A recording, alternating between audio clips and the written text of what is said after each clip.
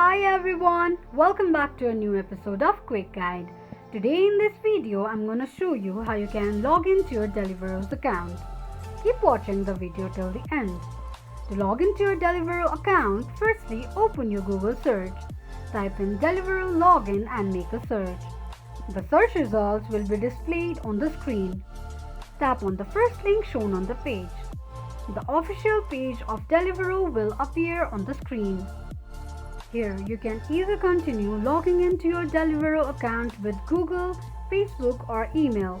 If you tap on continue with Google or Facebook, your Deliveroo account will be linked with these social media platforms.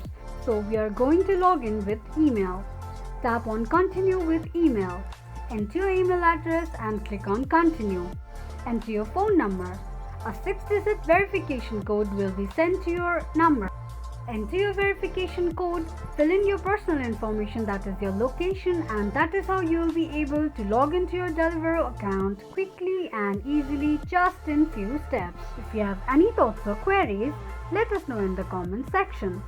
Don't forget to subscribe to our channel. Also press the notification bell icon so that YouTube will notify you whenever we post a new video. Thank you so much for watching.